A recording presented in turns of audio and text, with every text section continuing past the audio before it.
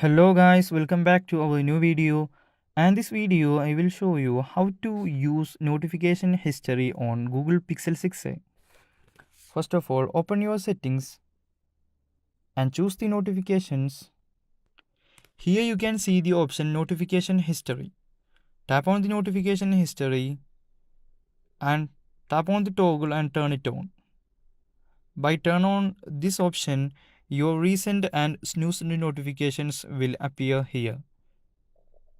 You can analyze your all notifications in the device here. By doing this, you can use your device more conveniently. If you found this video useful, please do like and subscribe. Thanks for watching.